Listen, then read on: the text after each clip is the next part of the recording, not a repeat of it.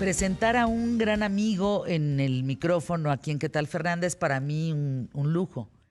Pero además a un amigo que admiro y que considero Jorge Fernández Menéndez por la trayectoria, por los libros, por las asesorías, por todo este mundo en el que te has desenvuelto. Pues eres un experto en seguridad, eres un experto en tráfico de armas, tráfico de drogas. ¿Cuántos libros has escrito, Jorge? Muchísimas gracias, Fernanda. Por la Yo te admiro presentación muchísimo, y de por verdad te la admiro invitación. mucho. Es un Y placer, lo un que honor conoces, nos une una gran amistad de hace muchos años. No, he escrito 16 libros, de los cuales por lo menos 10 se refieren directamente a temas de seguridad nacional o temas de drogas. Recientemente México y Estados Unidos, hace unos días, se comprometen a trabajar en seguridad, juntos, mutuamente, para atacar el tráfico de drogas y armas. Aquí la pregunta sería si los dos países quieren verdaderamente atacar este tema. Mira, si verdaderamente quieren, cuáles son los acuerdos verdaderos. Sabemos lo que declara el canciller, lo que declara Marcelo, lo que declara Anthony Blinken y otros funcionarios, pero eso no es la verdad de los acuerdos. La verdad de los acuerdos siguen siendo, y siempre ha sido así, temas más profundos, más de largo plazo, y yo creo que hay interés en algunos sectores de combatirlo, pero no percibo una estrategia común para combatirlos. Las armas de Estados Unidos hacia México siguen entrando, el fentanilo y otras drogas de México hacia Estados Unidos siguen entrando. Aquí tenemos la política de abrazos y no balazos. Ellos tienen una política contemplativa sobre los propios cárteles que operan en los Estados Unidos. Entonces, no se percibe una estrategia, ni ahora ni antes, pero creo que ahora con mucha mayor claridad, una estrategia común que vaya a golpear seriamente el tráfico de drogas, porque además las posiciones, como ocurre en otros ámbitos, como la energía, en muchos otros ámbitos, las posiciones incluso públicas del gobierno de Biden o del gobierno de México son diferentes. Jorge Fernández Menéndez, ¿qué consecuencias hay de no tener una estrategia? Decir que la tienes, decir que te comprometes a trabajar en conjunto, pero que en realidad no tienes una estrategia en común, eso a mí me parece delicadísimo, pero bueno, de parecerme delicado a saber qué significa, pues es importante. ¿Qué significa no tener una estrategia en común? Significa que no tienes alineados tus intereses. Los intereses que tiene Estados Unidos y los intereses que tiene México son diferentes. Hubo alguna época, por más que ahora sea muy criticado, la época del Plan Mérida, de la iniciativa Mérida, el principio, sobre todo del gobierno de Calderón, que se alinearon las estrategias en el tema de narcotráfico. Se puede estar de acuerdo o no sobre ese tema, sobre cómo lo hicieron, pero sí se alinearon estrategias de autoridades de Estados Unidos con autoridades mexicanas. Después, cuando entró Obama,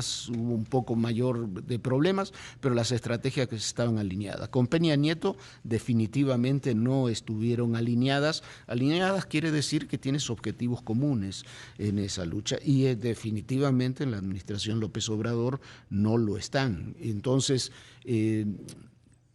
habría que comenzar a trabajar sobre eso, pero sobre todas las cosas habría que comenzar a trabajar sobre nuestra estrategia de seguridad como país. A mí muchas veces me preguntan si falla la estrategia, y yo digo que lo que sucede es que tenemos una no estrategia. O sea, lo de abrazos y no balazos es una no estrategia. La política de contención que simplemente hay es una no estrategia. Hemos discutido, por ejemplo, de Guardia Nacional, Ejército, sí o no. Está muy bien, me parece muy bien. ¿Cuál es el sistema policial que queremos para el país? ¿Cuál es el que queremos para la federación, para los estados, para los municipios? ¿Cuánto dinero le invertimos? ¿Cuáles son los objetivos prioritarios en seguridad? No lo sabemos. Pero entonces, Jorge, justo el que no haya una estrategia, la consecuencia es un narcoestado, la consecuencia es un narco ¿qué? Yo no creo que hayamos llegado a un narcoestado, pero sí coincido con lo que dice el jefe del Comando Norte, Van Hetke, el general Van Hetke, que dice que hay un 30-35% del territorio nacional que no está bajo control del Estado, o que está formalmente bajo control del Estado, pero que en realidad no controla al Estado. Mira, si tú ves lo que ocurrió hace una semana en San Miguel Totolapan, ahí en Guerrero, es que no hay control del Estado. Ahí fue un grupo criminal, mató al alcalde, el papá del alcalde, a policías municipales, autodefensas, que después sabemos que aparentemente se estaban organizando para matar al narcotraficante porque eran de otro grupo. ¿Y qué ha habido después de eso en toda esa zona, que es una de las zonas de mayor producción de heroína, de laboratorios, de drogas y demás? No pasó nada. Fue la gobernadora un día, fue, saludó, se fue y no pasó absolutamente nada. En el caso específico de este compromiso a trabajar en la seguridad para atacar el tráfico de drogas y armas entre México y Estados Unidos, digamos que cada país es responsable de lo que le toca, o justamente por compartir una frontera tiene que haber una corresponsabilidad. ¿Cómo desmenuzas tú esta parte? No, yo creo que tiene que haber corresponsabilidades y por eso hablo de una estrategia conjunta. Estrategias conjuntas no son expresiones de deseos, ¿no? Porque todos podemos querer, sí, bueno, vamos a cenar esta noche. No son expresiones de deseo. El tema es qué estrategia se implementa y las responsabilidades son conjuntas. Yo creo que tenemos infinitamente más descontrol sobre el tema en México que en Estados Unidos, pero no nos engañemos. Yo estoy utilizando, lo he utilizado en mi programa de televisión en muchos ámbitos, una entrevista que le hice a Barry McCaffrey, que era el zar antidrogas de los Estados Unidos, que debe haber sido en 1999. Si tú escuchas y ves la entrevista, dice exactamente lo mismo que podrían decir ahora. Sí, colaboramos, tenemos una gran colaboración, nosotros tenemos que reducir el tráfico de armas y de dinero, ellos tienen que reducir el tráfico de drogas y la violencia, y genera estos 60,000 millones de dólares, también es lo mismo que venimos diciendo hace 25 años. Entonces, eso no se soluciona así. A ver, el tema de las armas, que hace muy bien el canciller Marcelo Ebrard en poner el acento en eso, porque las armas, no todas, pero el 80% aproximadamente llegan de los Estados Unidos. Hay descontrol en cómo entran en la frontera mexicana, pero cómo salen también en la frontera estadounidense, sí, o cómo se venden, o el criterio en que se venden. Y lo mismo pueden decir ellos de la entrada de fentanilo, que les provoca 120,000 muertes por sobredosis al año. Sin duda entra por los puertos mexicanos y de ahí se traslada hacia el norte. En el 2012, entre el 2010 y 2012, se vendieron cerca de 213,000 armas en Estados Unidos, más o menos provenientes justo de México. Armas no provenientes de Estados Unidos hacia México seguramente. Hay una enorme cantidad de armas. Lo que pasa es que no sabemos. Porque es que ese es el tema, no hay datos, tú tienes las armerías. Ahí tú tienes control sobre las armerías. Pero después están en toda la frontera han proliferado lo que se llaman, lo traduciríamos como tianguis de armas. Exacto. Entonces, en los tianguis de armas, tú vas, te registras, presentas un documento y compras lo que quieras. Y no hay el menor control. Y esas son las armas que terminan llegando a México. Claro, si haces una búsqueda sabes de dónde vienen y demás, pero ese control no existe. Y eso es lo que permite que haya tal volumen de tráfico de armas, que además, ya lo hemos visto, pasan alegremente por la frontera, salen de Estados Unidos alegremente, entran alegremente, tan alegremente como entra la droga por el otro lado. ¿Armas de todo tipo? Armas de todo tipo. Igual tanques de guerra. Tú puedes comprar lo que se llaman los desechos del ejército de Estados Unidos, que se ponen a la venta. O sea, las armas que ya Estados Unidos no quieren, los tianguis se venden. Entonces, pero no veo ningún grupo que use un tanque, pero sí lanzagranadas, sí fusiles Barrett. Yo llego al tianguis sin preguntarle a nadie, saco mis dolaritos o saco mi dinero en efectivo. Presentas una identificación y te lo llevas. Y te lo llevas. ¿No? Ese es el gran problema. Ese es el centro del problema. Más que hay algunas armerías que trabajan, como se diría, en negro, que venden armas, pero las armerías establecidas, que hay muchas más como porcentaje en la frontera sur de los Estados Unidos que en el resto de Estados Unidos, por alguna razón será, eso puede ser más fácilmente controlado. Pero lo de los tianguis de armas, que además se van trasladando de un lugar al otro, es mucho más difícil de controlar. Alguien que representa una parte de la seguridad en un estado del norte del país me decía: Fernanda, invertimos tantos miles de millones en armas para nuestro equipo de seguridad, para los policías, y ya le pagamos al ejército y no nos han entregado armas. Es decir, ¿no hay armas dentro del ejército mexicano? ¿Hay carencia de armas? Mira, no lo sé. El ejército mexicano tiene un área que se llama fabricaciones militares, donde fabrican fusiles militares, se fabrican pistolas y demás. Me imagino que tendría que haberlas, pero no sé cuál es la causa, ¿no?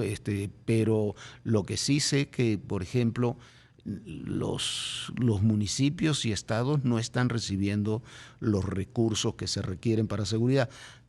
Es responsabilidad también de los estados y municipios, porque muchos han decidido, bueno, como este es un tema federal, yo aquí no me meto y hagan lo que quieran. Pero tenemos un problema, además de recursos muy importantes. Un ejemplo, mira, se habla mucho en estos días que la defensa ha incrementado, tiene un presupuesto histórico, y es verdad, nunca ha tenido un presupuesto tan alto. Pero cuando tú desglosas ese presupuesto y te quedas con lo que tendría que ser lo central, que es la seguridad, es 0.8% del PIB aproximadamente. Por ejemplo, Colombia gasta el 3.6% del PIB. O sea, 4 veces más que nosotros aproximadamente. Argentina gasta cerca del 2-3% del PIB. Oye, sería lo que Israel gasta en un día, ¿no? Pero, de acuerdo, es pero nada. si tú no partimos Fernández también del tema de que si quieres hacer las cosas bien, hay que ponerle dinero, y eso se viene arrastrando desde siempre, es un tema histórico. Entonces, si no le ponemos presupuesto, y después hay que tener controles, que no se lo roben, todo lo que sabemos, pero por lo menos tiene que haber presupuesto para hacerlo. Vamos a anuncios QTF, estamos con Jorge Fernández Menéndez, @J_FDZ de Fernández, FDZ_Menéndez, columnista con el tema, como te leo en Razones en el Excelsior. Muchísimas gracias. Conductor, en fin, anuncios QTF, y escuchamos, a mí me parece una pregunta básica. O sea, Jorge, ¿estamos en tiempos de verdad de preocuparnos por la circunstancia que estamos viviendo en términos de seguridad, de narcotráfico, de crimen organizado, de drogas, en fin? Platicando con Jorge Fernández Menéndez en este compromiso que hizo México y Estados Unidos a trabajar en la seguridad para atacar el tráfico de drogas y de armas en ambos países, después de haberte escuchado algunos conceptos, cuál es lo preocupante, hacia dónde nos llevaría no tener una estrategia en común, no tener una propia estrategia en México, porque bien lo dijiste, abrazos no balazos es una no estrategia de seguridad. Tú, como Jorge, con la información que tienes, la que puedas o no compartir y la que no puedes compartir, te genera un criterio. ¿Ves preocupante la situación que vive México en torno al tráfico de drogas, al crimen organizado, a lo que estamos viendo en algunos estados de la República, el tema de las armas? Porque fíjate, queda hoy un dato que escuchaba en la mañana. O sea, el ejército ha matado a una embarazada, pero también a un niño, pero también a un empresario, pero no oyes que mate al crimen organizado, no oyes que mate a narcos, ¿no? Se oye algo contra la población en civil. Entonces, bueno, ¿qué piensas, Jorge? A ver, comencemos por tu primera pregunta. Si es preocupante la situación. Al mismo tiempo. Sí, si es preocupante, yo creo que es muy preocupante. Y cualquiera puede decir, con toda razón, oye, pero era preocupante hace 4 años, era preocupante hace 6 años y era preocupante hace 12 años. Y es verdad. hay una diferencia ahora. Hay una diferencia que deviene de la estrategia o la no estrategia seguida, que es lo que yo llamo el empoderamiento del narco. O sea, cuando hablas del empoderamiento de las mujeres, de los grupos sociales, bueno, el narco también se empodera. Y al empoderarse hace cosas que antes no hacía. Por ejemplo, ya lo que tú necesitas para traficar drogas es cada vez una estructura más pequeña. El fentanilo, por ejemplo, que es el principal producto, el que más dinero deja, tú necesitas estructuras pequeñas. Ya el fentanilo viene como materia prima desde China, básicamente. Aquí simplemente lo fraccionas, los haces pastillitas con un 0.2 miligramos de cada dosis, y eso entra con muchísima facilidad a Estados Unidos porque es muy difícil de detectar. Y allá se comercializa. El fentanilo deja unas ganancias que son, de acuerdo a cómo se vaya a vender, pero 15, 20, 30 veces mayores que la que deja la heroína, por ejemplo. Otra ¿Cuánto droga, cuesta una pastillita de fentanilo? ¿Tenemos idea? No, pero se venden en Estados Unidos, se suelen vender entre 5, 6, 10 dólares, depende del producto, pero por eso se consume tanto. Y eso se relaciona con otro problema que tienen ellos, que están interrelacionados, que es la epidemia de opiáceos, ¿no? Que parte de los opiáceos legales y la gente trasciende de eso al fentanilo porque les resulta más barato y porque son más fuertes. Pero bueno, ese es un tema. Pero regresando al empoderamiento criminal, para muchos grupos del crimen organizado, el narcotráfico no es el negocio. El negocio es el huachicol, el negocio son las extorsiones, el negocio son los secuestros, el negocio son los robos. Cuando tú te preguntas, por ejemplo, en lo que está ocurriendo hoy en Guerrero, si es el narcotráfico, sí se venden drogas en Guerrero. Claro que Acapulco es un magnífico mercado para narcomenudeo y eso. Y por supuesto que se sigue sembrando en algunos lugares amapola y marihuana. Pero ese ya no es el negocio. Pero ese ya no es el negocio. A ver, en Chilpancingo los narcos, digo los narcos, tendría que decir el crimen organizado, pone hasta el precio de la tortilla. Y en Chilpancingo, tú vas a Valle de Bravo. Valle de Bravo, tú vas a Valle de Bravo y la gente te dice, a ver, todos pagamos piso. Sí. Y pagamos piso a estos cuates que estuvieron en San Miguel Totolapan, el pez y el Johnny. Sí, ¿no? Tú quieres gas. El fresa y el pez, ¿no? Sí, sí. Esos son los que manejan ahí las cosas. Tú quieres gas, tú quieres construir. Tú quieres gas, tú quieres construir, tú quieres comprar tortilla, tú quieres que te traigan agua a tu casa, una pipa. Tienes que pasar por el narco. Sí, los constructores de allá, arquitectos y demás me dicen, oye, me dicen hasta a quién le tengo que comprar el cemento. Exactamente. ¿No? Entonces, eso es empoderamiento criminal. Eso antes no había, eso es lo que quiero decir. No es que haya más o menos narcotráfico. El narcotráfico sí viene desde los años 80, hasta ahora hemos tenido muchísimo. Pero el modus operandi, el empoderamiento. El empoderamiento es otra cosa. Ahora te ponen impuestos, te ponen, o sea, la extorsión, el piso es un impuesto, te ponen condiciones, te secuestran, controlan ellos. Zonas, cuando tú ves las narcomantas de que en determinada comunidad o determinada ciudad no van a entrar los otros fulanos porque nosotros garantizamos, no es que garanticen la seguridad, es que la expoliación de la sociedad la hacen solamente ellos, ese grupo. ¿Viste venir esto, Jorge Fernández Menéndez? Sí, que se veía venir, era un tema acumulativo, yo creo que, sí lo viste venir. Hubo muchos errores. Sobre todo en la primera etapa del gobierno de Peña Nieto, en muchos temas, pero el empoderamiento como lo vimos, mira, hoy se cumplen 3 años del Culiacanazo. Yo creo que el primer momento evidente del empoderamiento criminal fue el Culiacanazo. Fue la primera vez que el Estado mexicano renuncia a una captura. Hace 3 años, ¿no? 3 años, hoy hace 3 años. A estas horas estaba comenzando el operativo, por temor a la reacción de los criminales. Nunca había ocurrido. Por temor a matar a niños, por temor a matar a familias de los militares, por temor a matar a la sociedad civil. Por muchas razones, pero eso ocurrió tiempo después. A ver, en mi último libro, bueno, espero que sea el más reciente. No el último, el más reciente. No te andes acreditando de esa manera, Jorge Fernández Menéndez. Hacemos un relato pormenorizado, contado por quienes estuvieron ahí, de lo que ocurrió ese día, esa tarde ahí en Culiacán.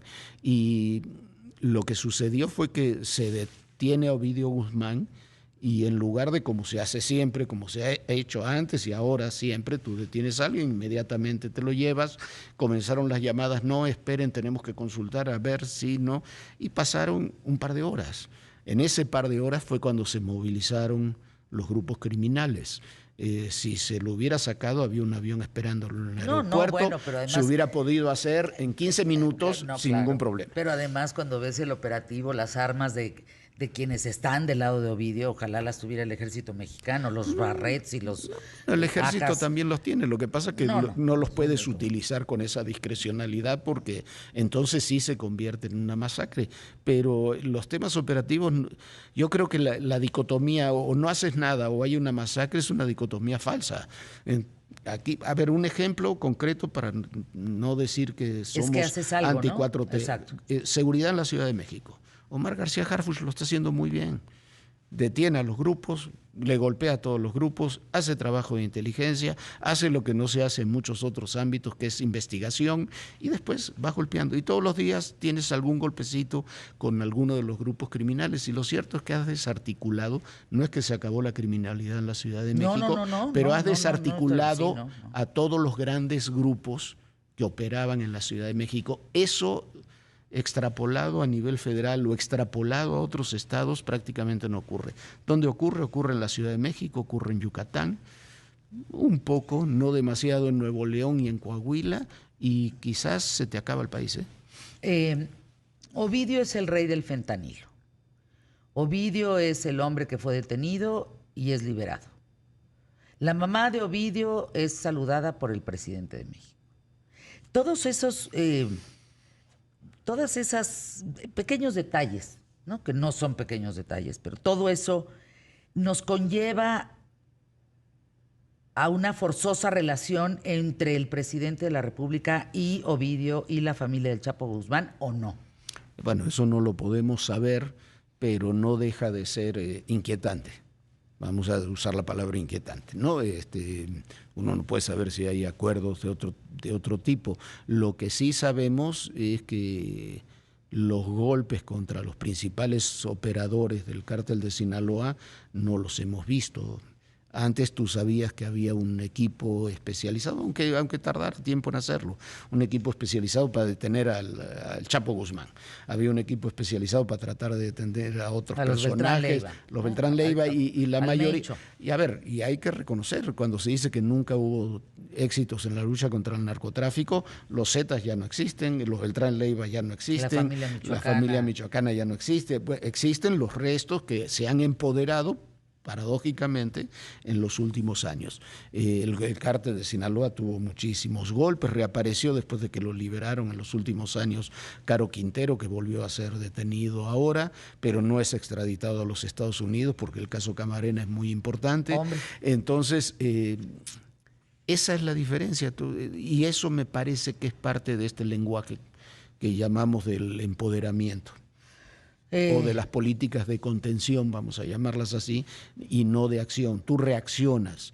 Si tú ves lo que ocurre, hubo en Irapuato 20 muertos, hoy llegan 300 elementos de la Guardia Nacional. Pero tendrían que haber estado antes. Y tenemos una carencia enorme, que no tenemos policías de investigación. ¿Dónde está la Policía Federal de Investigación? No sabe dónde está. ¿Dónde están las de los estados? Desmantelada. No, esa investigación tendría que pasar primordialmente por ahí. Es que eso es otro tema, el desmantelamiento. Claro. Que se ha desmantelado. Hasta la próxima, mi querido Jorge Fernández Menéndez. Pero antes de esta próxima, hoy se cumplen 3 años del Culiacanazo. Decíamos hace unos momentos, a esta más o menos misma hora, empezaba el operativo, que fue bastante largo y que sentó un precedente muy importante en la seguridad y en el modus operandi en México, ¿no? En relación a liberar a un criminal de tal envergadura, haberlo tenido y dejarlo ir. Como experto, como periodista, como conductor, como columnista, ¿qué reflexión te deja 3 años después el culiacanazo? Bueno, muchas, pero la principal, Fernanda, es que no hemos aprendido. No hemos aprendido de lo que pasó, no estamos aprendiendo de lo que está sucediendo en el país. No hemos modificado la estrategia, hay ajustes en la estrategia. Desde el año pasado se hicieron una serie de ajustes en las políticas, más que en la estrategia, porque decíamos que la estrategia como tal yo no la veo. En algunos casos, en algunos temas de participación de autoridades más intensas, pero creo que no hemos comprendido lo que fue el culiacanazo. Tan no lo hemos comprendido que Ovidio Guzmán sigue libre, tan no lo hemos comprendido que de los 47 miembros del cártel de Sinaloa, que nos olvidamos de eso, que se escaparon de la cárcel de Culiacán aquel día, prácticamente ninguno ha sido detenido, ha sido devuelto a la prisión. Tan no lo hemos entendido que yo no veo, a mí me desconcertó muchísimo entre estas cosas que se han filtrado en estos días de guacamayas y eso, que habrá que ver si es guacamayas o es otra cosa. Un tema que hablaba de la participación que la Fiscalía General de la República está pidiendo antecedentes y quiere procesar a 9 de los elementos que participaron en el operativo. Los elementos que participaron en el operativo, algunos de ellos yo los conozco personalmente, son hombres impecables de élite del ejército mexicano. Sería irresponsable decir que los responsables de aquel evento fueron los soldados, cuando el propio presidente de la República dijo, fueron órdenes mías, yo ordené que se lo dejara en libertad porque su argumento es que no quería una masacre. Está bien. Y fue el secretario de Seguridad, entonces, Alfonso Durazo, el que tomó también esa responsabilidad. Si hay que investigar algo, son los personajes que habría que investigar. Yo no digo que sean culpables, pero eso es un tema. Si se va a investigar ese tema desde esa óptica, desde ahí habría que enfocarlo. Dices 47 libres no han vuelto. Oye, pues es todo un brete, ¿no? Es todo una maraña el tema del culiacanazo.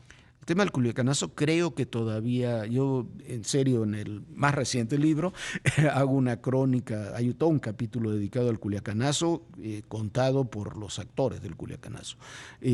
Pero me parece que hay mucho por ver y descubrir ahora. ¿Qué te dice lo que pasó? Tú eres experto en estos temas. Nunca lo había visto, nunca lo habíamos visto, algo así. Nunca. Nunca ha habido detenciones fallidas, se han escapado narcotraficantes cuando estaban a punto de detenerlos, han pasado muchas cosas, pero nunca habíamos visto que tuviéramos imágenes en directo prácticamente de la detención de un jefe criminal, que se estuviera durante horas ahí con él, esperando a ver qué sucede, y que finalmente se diera la orden, retírense, déjenlo en libertad, y nos volvemos a nuestras casas. Me parece que no lo había visto ni en México ni en ningún otro lado con esas características. Wow, qué declaración, Jorge. Gracias por estar aquí. Bueno, ¿cómo se llama el reciente libro? El reciente libro ya tiene, se llama reciente. Tiene un año, es del Chapo al fentanilo. Es un buen libro. Gracias, mi querido Jorge. Siempre es un placer estar contigo. Aprendemos mucho y sobre todo agradecer que estés aquí con nosotros en ¿Qué tal, Fernanda? Muchas gracias, mi querido Muchísimas Jorge. gracias. Un placer, Fernanda, como siempre, estar contigo. Todo mi cariño. Gracias, Jorge.